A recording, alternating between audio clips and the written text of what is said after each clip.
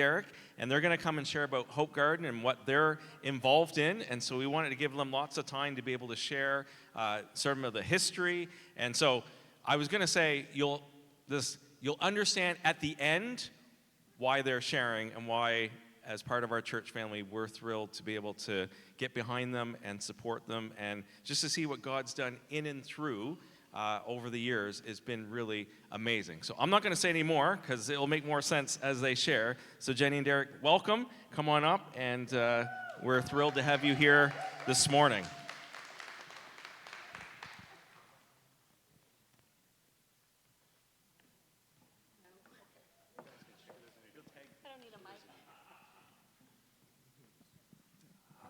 Yes. Good morning, church. Man, these lights are right in my eyes. So you'll quickly realize that I am not the talker in the family, but I'm pushing through this because this is so far out of my comfort zone that it's. But anyway, we got her covered. So I'm Derek. This is my wife Jenny, and we're with Hope Garden in Grand Bahama, the Bahamas. So we're going to share a story, our mission, our identity this morning through a little slideshow. And Jenny's going to open with prayer. So let's bow our heads. Dear Lord, we thank you for this day that we have the freedom to come and worship you and to bow before you and humble ourselves before you. And just as they shared last week, 2 people shared the word hope, and they didn't know that we were speaking, and they did not know that we were speaking about hope. So I thought that it was a great intro into our message that you are going to share through us today, Lord. So I just ask that as we share, that your words be revealed, and that we can minister and know exactly what to say, Lord, and that seeds may be planted here in this very sanctuary. And something that is very common that they say in the Bahamas, and if you've been to the Bahamas with us, they say, fill the atmosphere. So, Lord, we just ask that your Holy Spirit fill the atmosphere in here today, Lord, and that you be glorified in all that we say and do. Amen. Thanks, Jen. Well, first we want to thank Joe for giving us, and Gary for giving us the opportunity this morning. So we're gonna start with our story. So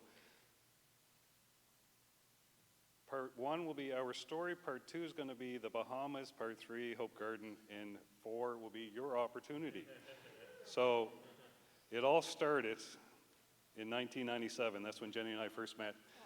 Yeah, I know, it's so sweet. Like, come, Oz, yeah. So Jenny was a single mom, and I was living at my mom and dad's after a divorce. So we basically, I don't know, how would you explain it? We helped each other through a lot of different things, and it was, she saved me. That's all I can say. Anybody that I talked to, Jenny saved, besides God, but Jenny saved me from where I was going, the path I was taking. So that's a very short story. Other people know more of the story, but that's very short. You know you married out. That's right. Yes, thanks, Gary. So, Oh yeah, the children. So like Derek said, we are a blended family, and we have some of them here with us today. So when I met Derek, it was super attractive because he was driving a burgundy Dodge Caravan, the old style, not even the new. I was a single mom. He had 3 children, so of course that's going to work out, right? And a lot of people thought we wouldn't work out, but, well, we're still here. Yeah, Mom was like, you sure about that, Jen? Are you sure? We're sure. So current day, we do have 5 children together. Our oldest is 35. Our youngest is here with us today. The baby, she's 23. We have 5 grandchildren. The oldest just turned 9 a couple of days ago.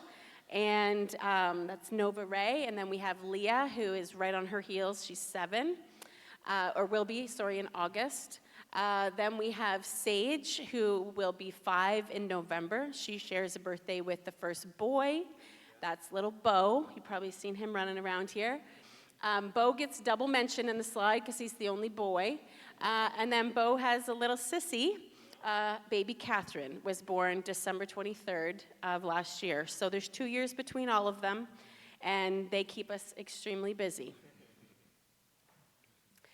Oh, and then these two. So these two get the blame for all of it. These two, if people know us, they were our neighbors on Sewell Street. And back in, it probably actually started, the seed was planted in probably 2008.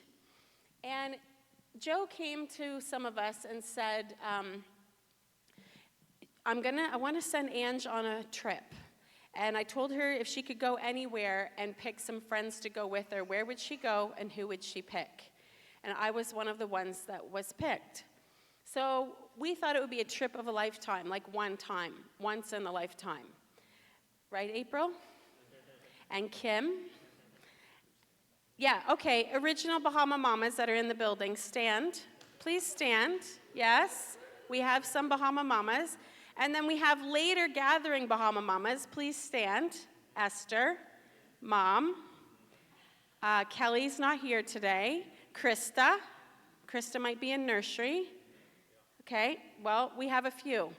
So Joe planned this incredible trip of a lifetime. And there we are, the Bahama Mamas, we proudly called ourselves. And we thought at the time that would be the only time we would be there. So we did everything. We did the dolphins, we did the jet skiing, we did the banana boating. We did everything that we thought a tourist should do because we're never going back. Well, that wasn't the case because we did go back. At least I did. Every single time, April Jewett was the original Bahama Mama, and Debbie Tompkins, some of you might know Deb, would say, okay, we're going again, anyone that wants to go. The first time, they did it all for us. Then, the future trips, they said, you're on your own. You figure it out. This is where we're going. This is the time we're going to be there. If you want to come, get your flight. We'll meet you at the airport.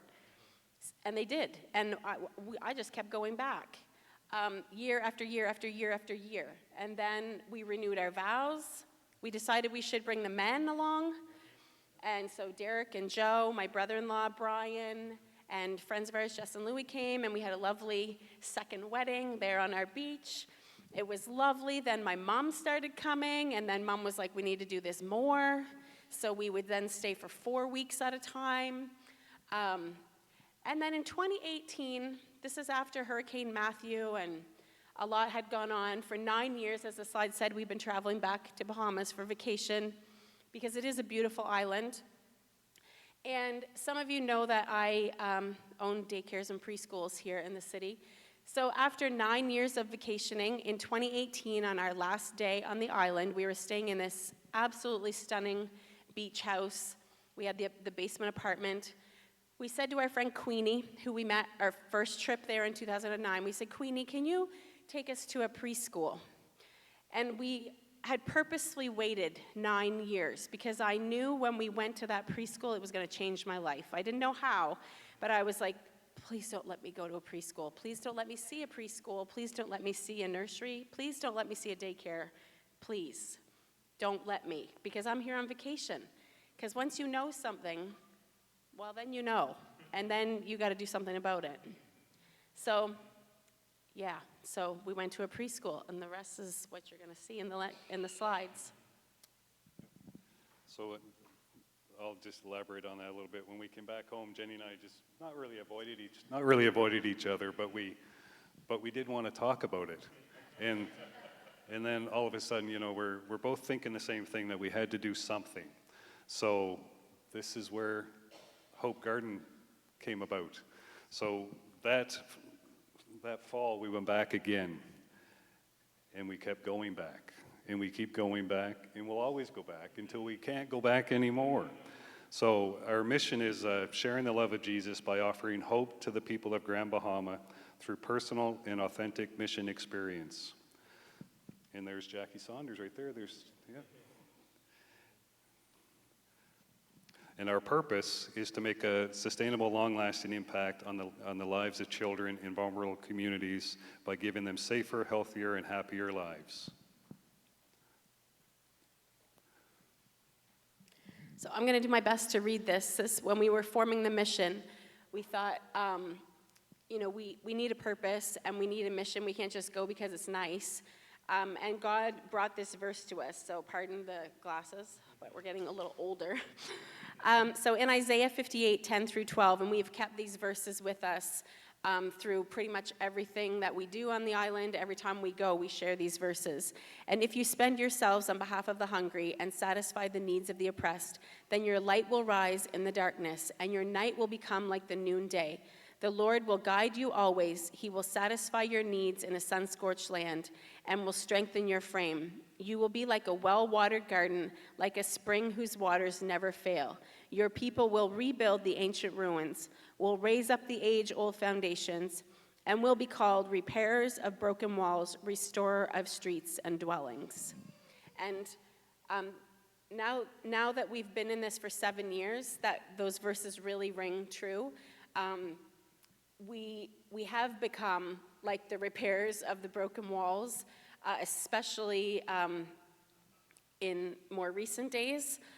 A lot has happened in the Bahamas, but our timeline, once we started going in 2018, we went back, as Derek said, in the fall. That wasn't planned, but God provided the funds for us to be able to go back.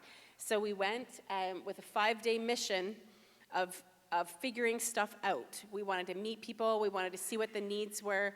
And the first people that we went back to was Queenie's Church, which happened to be the First Baptist Church, where she took us in the spring of 2018. And what we forgot to tell you was that she left us there. So we got to know that church really well because she forgot about us. And we went back to that church, and they very willingly and lovingly became our first partner. When you're forming a nonprofit internationally, you need a legal partner on the ground, and they became that for us. So we will always be very grateful and will work alongside the First Baptist Church in Freeport. It is the oldest church in Freeport, Grand Bahama. And to this day, they continue to be an incredible partner, and they help us a lot. So we went back on the ground, and then in the winter, we were headed back to the ground, and we brought a team with us, and that team was Sue and Keith. And they were super excited to get on the ground and see what we were doing and help in whatever way we could. You can see Keith, I think in one of the slides, he's pushing Derek with some carts of groceries in the middle. Because when we were first there, we were really just helping however we could. We didn't really know what our exact purpose was, but we just knew we had to serve. And we knew God would lead us to the right people. And then in the summer of 2019, we hosted our first ECE conference, Early Childhood Education. That's what I do here. So God gives you gifts, and you can use those gifts wherever you go. Neither one of us are trained missionaries. We didn't go to Bible school. We didn't go to seminary. We didn't do any of those fancy things. And it's great if God calls you to that, but he didn't call us to that. He just called us to serve and asked us to be willing and obedient. And so we said yes. And wow, the doors have just literally blown off because of our obedience. And we were working right along, doing our ECE conference, having a great time. Derek was following the weather forecast the whole time. I was not. He saw Hurricane Dorian coming. I did not. And we left the island on a Monday, and that weekend, Dorian hit. Hurricane Dorian, it happened in 2019. It was a Category 5 storm. Those of you who are weather people, you know that's not good. The largest and worst in history that had ever hit Grand Bahama. Destruction was widespread, and it covered the entire island, destroying everything in its path. Millions in damages, and much to this day has still not been restored. Hundreds of deaths, many of them were unrecorded because they were not registered civilians. A lot of them are Haitians, so they're undocumented. And thousands of lives literally turned upside down with no resources to help them.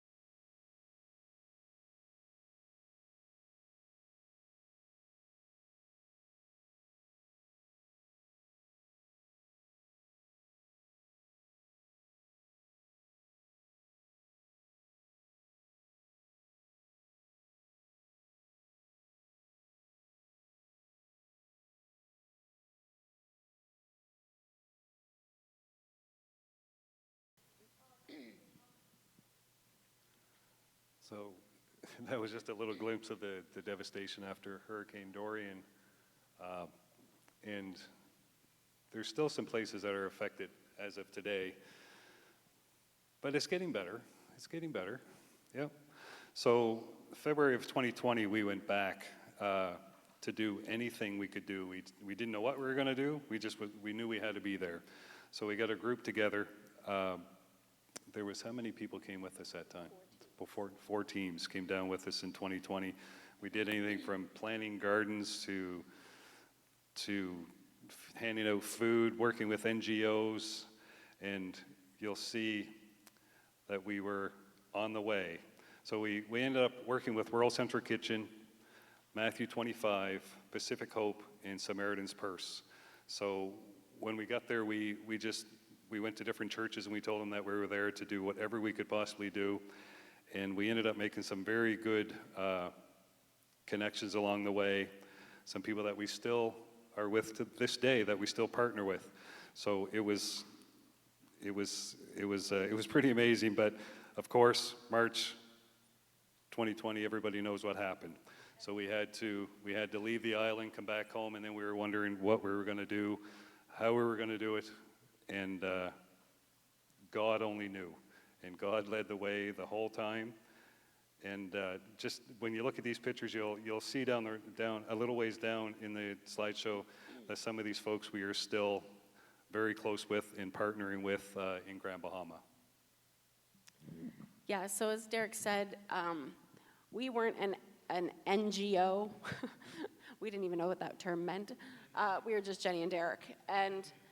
But we went to our church that we had gone to in 2009, Agape House, and the leaders of Agape House are good friends with April and Deb Tompkins, and we said, we're here to help. And they said, well, that's great, because there's an organization coming in from Cincinnati, Ohio, doing a medical clinic. They're called Matthew 25 Ministries. We never heard of them either, but we said, that's great, we'll do whatever. Because again, we didn't really have an agenda, but we just knew God wanted us there. And they have become a pivotal part of Hope Garden Ministry. We'll talk about them a little bit later. But for those of you that are numbers people, there's probably a few of you in the room. We were, and it's like Joe said in the prayer at the beginning, we haven't even really kept track. We've kept track, but not like written everything down and been really, intent about it until we knew we were speaking today. Because for us, we just keep going with the flow, literally. As God opens the door, we go through it. If God shuts the door, we question, and then we just pivot. And we've literally just kept doing that for 7 years. And so to us, it doesn't seem like we really did a lot. But when we started writing it all down, I guess we have. So we'll wait. So here's a slide. Again, for some numbers people. So again, pardon the glasses, but this just goes to show what your obedience, whether you're trained in something or not, God is trained in everything, right? So if you rely on Him for your strength, it's amazing the doors that can open. So like we said, COVID-19 sent everybody home. All the NGOs, Jenny and Derek, we all had to leave, but God's plan was still working, and we were still obedient. We connected with a very large NGO, and we partnered with them for 4 years. We learned more about how to establish our principles and our policies, and really how to operate internationally. And reflecting on those past 7 years and seeing that all that God has done, He's been so faithful. And we continue to be humbled and amazed by His goodness and His favor. When we started this, we thought we could build some playgrounds and maybe plant some gardens. And folks, let me tell you, it's nope, we're not even close to that now. So just since 2021, not since 2018, but just since 2021, since after COVID, we've been 42 weeks on the ground. We've taken over 22 teams with us, including people from Canada, the US, Brazil, and Cuba. We now have established 9 partnerships on the ground, whereas before it was just the First Baptist Church. We have 5 church affiliations now, including still the First Baptist Church. Lighthouse Wesleyan Outreach Ministries is probably our lead on the ground, New Life Worship Center, Agape House, and Emmanuel Baptist Disciple Center. And those 5 churches, the reach that allows us to have on Grand Bahama is from east to west. And that was one of our prayers when we started, was that we would reach east to west on the island. We have 2 major partnerships now, Matthew 25 Ministries, who we mentioned, and our local Christian school, Fredericton Christian Academy. And the projects that we've done, again, since 2021, and keeping in mind, 2021 we couldn't even go, we have constructed a playground. We planted a garden. We've built 2 sensory rooms. If you don't know what that is, you can talk to me after. We've had 3 ECE conferences with well over 100 educators from the island taking part in those. We've opened our resource center. We had one ladies' retreat. That was really fun. We helped to not operate, but allow through donations, I guess, a feeding program that feeds 200 people monthly in 8 Mile Rock, which is the poorest settlement on the island. We do that in connection with the Lighthouse Church. We've had 9 youth events. We've hosted 1 autism seminar. We've had 1 soccer camp. We've started a Bible study with the girls from the Grand Bahama Children's Home, which is their local orphanage. We've now had 2 shipping containers come in from Matthew 25. The 3rd one is already being prepared, hopefully to arrive in September.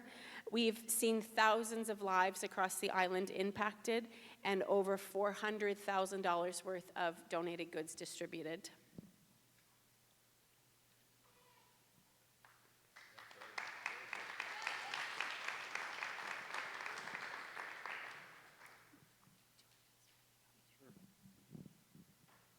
So Jenny and I can't do it alone, so we have some great people that are helping us out, so obviously Jenny and I.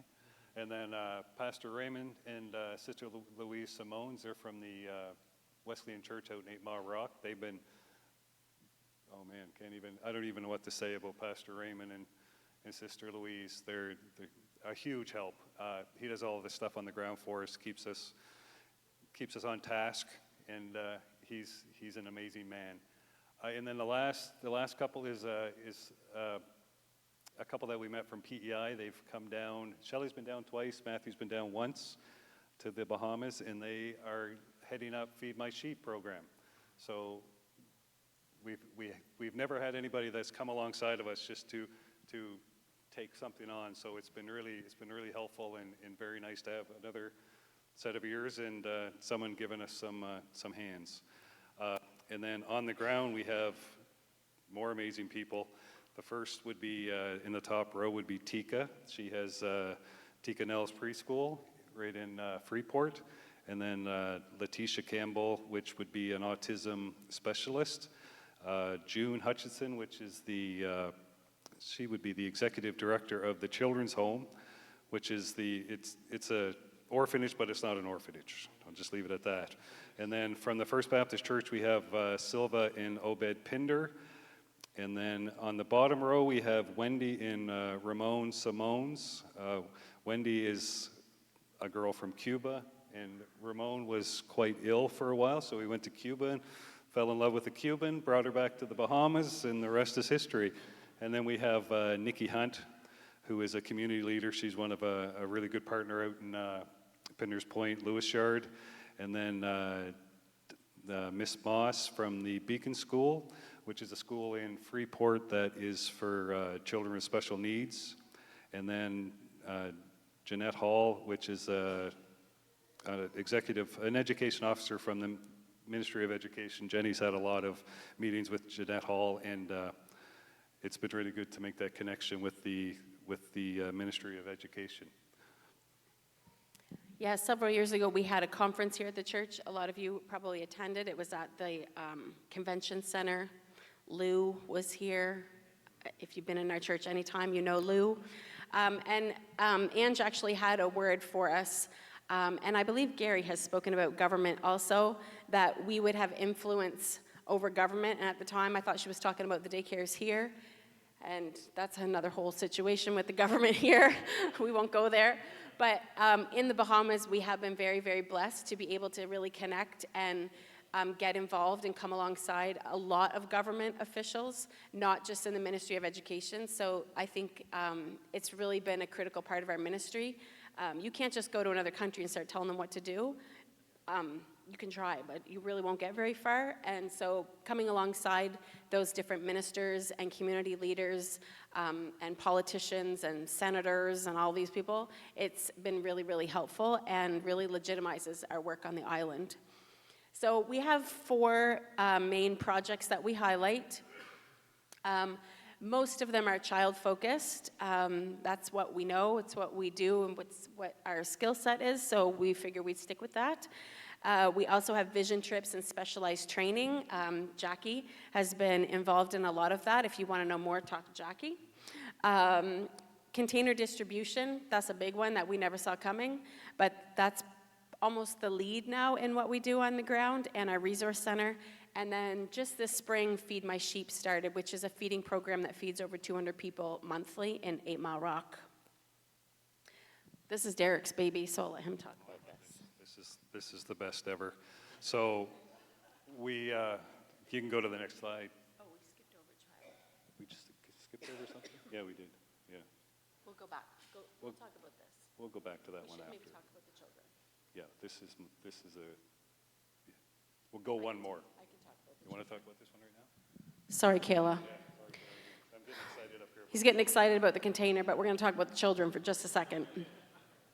So 4 main things that we do with the children, or how we're involved on the ground. I don't know if anybody here likes children, but I could tell by the babies that enter this building, right? Yeah. So we work with a lot of children, hundreds of them on the ground. Grand Bahama Children's Home, like Derek said, that is an orphanage, but it's not an orphanage. The children, and sometimes we're there and there's 30, and lately it's around 19. So that's, we hope, a good thing, that they've been reunited with their parents. All the children at the children's home have either been taken away for abuse or neglect from their parents, or their parents have given them up because they can no longer care for them for a number of different reasons. So we've come alongside them and partnered. We've done a lot with the children's home. We have sports camps, again, referring to Jackie. Jackie's children have been a blessing to Hope Garden, and her son Jake joined us a few years back. With his friend, we had an amazing soccer camp. The children absolutely loved it, so we are planning more of those. Schools and preschools is a big thing that we do, because that's my line of work. But we have come alongside also the Beacon School, which we mentioned. It's a school on the island that has 135 children, and every single child has a special need in varying degrees of disability. And that principal is a real go-getter, has a heart for the Lord and a real heart for these children. And you can see it in anything and everything she does. So we've partnered with her. And then we do specialized training, like we mentioned. We have autism seminars and do a lot of work with children with special needs. Jackie's really connected with the instructor on the island who teaches the children that are deaf and hard of hearing, so we have that connection as well. So the children are a big, big, big part of our ministry in Grand Bahama. So the distribution, container distribution in the resource center, we've been blessed to have a church, Agape House, donate a room for us. So we store our supplies there. But this all, I'll just do a little background on this one. This all started because way back in the slide I showed Matthew 25, and the resource center and the container distribution is Matthew 25 through and through. We got a call from Ben back when COVID was all going on and asking us how we were making out, and we said, you know, you're kind of sitting around waiting, and we joined with another NGO, and he said, well, I want to help you guys out and send some stuff down to Bahamas. So he sent us a grant, and we took it and bought a bunch of stuff for the kids and sent it all down to Freeport. And then the next year, as we're talking through the year, the next year I went back to him and asked him if we could possibly get another grant. He said, well, we don't always have money, but we have supplies. So he said, would you guys would you consider being the receiver of a container, and we could distribute it on the ground? So we didn't really know what he was talking about. So we had a Zoom call, and that led to this, with containers showing up. So we've had 2, like Jenny said, And they're full of anything from clothing to emergency supplies, hygiene products, cleaning materials, and paper towels, toilet paper. Diapers are huge down there because they're so expensive. Everything's so pricey on the ground. And in the poor communities, you can see in the top picture, we had a community encounter when I was down there in May, and we served over 400 people out in 8 Mile Rock, which it was amazing. So, yeah, I could go on and on. I could talk about that all afternoon, and then leading into that, we have the Feed My Sheep program, which I was talking about before with Shelley and Matthew King from PEI. And we are doing this currently out in 8 Mile Rock, and we did one of those before we had the community encounter, and we fed over 150 people on $200. And this, you can see at the bottom, it's monthly donors of $10, $30 a month. You can feed over 200 people. And Raymond's church comes together. He has a lot of volunteers in his church that have helped out tremendously with this, and I can't thank them enough. And that's another initiative that we're just getting going, and we're hoping to have one again at the end of this month. So we'll see what happens there.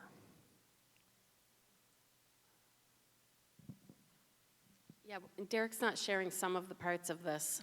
So what he hasn't shared is that mission happens 12 months of the year. It doesn't just happen in the Bahamas in the winter for us snowbirds to head down when it's cold up here and enjoy the sunshine.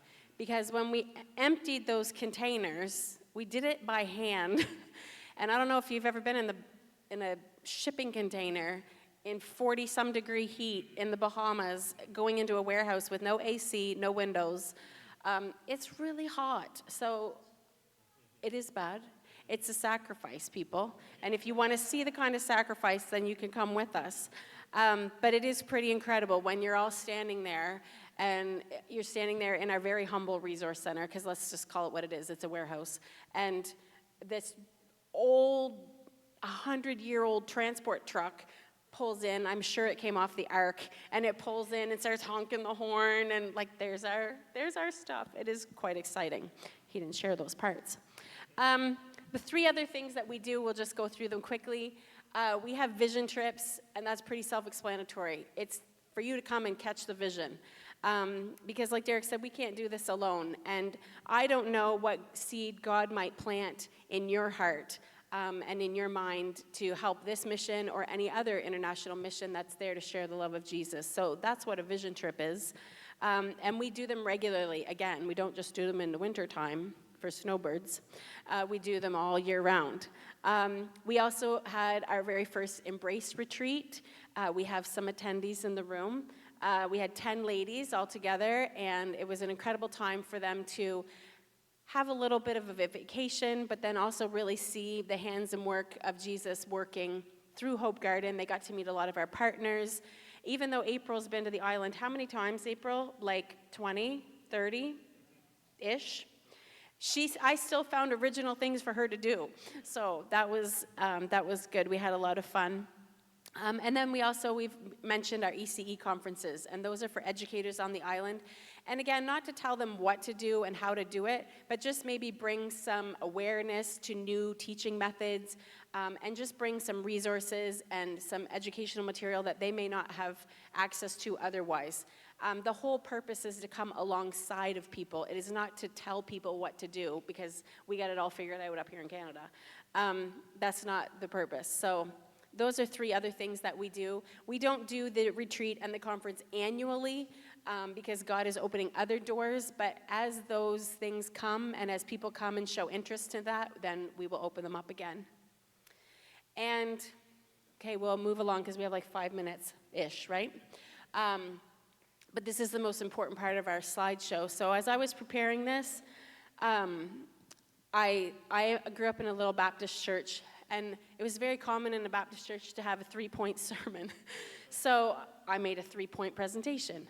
So we had our story, so now you know who we are, kind of. We have our mission, and you heard all about Hope Garden. But our identity is what's really most important. And we talked about it at the prayer, and that's why I didn't pray. Because I'm like, I can't say a word in prayer this morning because this is the part of the message that I wanted to share. But our identity is in so many other things. And for me, a lot of time, it's my business. And everybody says, oh, that's like she owns this daycare. Oh, that's what oh yeah, she's the girl that has that daycare. And that's great, because like I think the daycare is great. But your identity could be in a whole lot of other things. It could be in your family. Maybe you have a really big family and people know you because of that. Or maybe your spouse, that's how people know you. Oh, you're so-and-so's wife. Or, oh, you're so-and-so's husband. Or your career. Maybe you have an incredible career that everybody knows and they think it's super cool. Or maybe you're famous, right? A lot of people, famous, celebrities, and that's how they're known. Maybe you're super smart. That's probably not me, but somebody here is probably really, really smart, and maybe that's how you're known. You probably have a cool car. I know when I first bought my Jeep, everybody was like wanting to take it to prom, because that was a cool car. It's not really cool now because it's old, but a lot of people knew me because of the Jeep. Or like I said, your business, or maybe you're a really good athlete, or maybe you have an illness, and that's how people know you. Oh, that's the guy in the wheelchair, right? We have so many things that identify us, but really none of them matter. As a Christian, our identity should be in Christ, and that should be the only thing that matters. And so when people say all these things, even now, like, oh, they have Hope Garden. Well, yeah, we do, but like Anne shared in the prayer this morning, that's really just the casing for what's inside. And what's inside is that we want to share the love of Jesus that he's extended to us, not because of anything we did, or not because of who we are, or the Bible class that we took, but because he loved us, and we want to then, explode that, like the Bahamians say, put it into the atmosphere, that our identity is only built on Christ and Christ alone. And again, this song, we sing it here too, but we sang it all the time in my little country church. My hope is built on nothing less than Jesus' blood and righteousness. I got this far and I didn't cry. Jackie, start praying. On Christ the solid rock I stand, all other ground is sinking sand. And that's really fitting in the Bahamas, because there's a lot of rock and there's a lot of sand, and we want to make sure that our foundation is firm in Christ. And in Galatians 2:20 it says, I have been crucified with Christ. Like, the old me is gone. It's gone.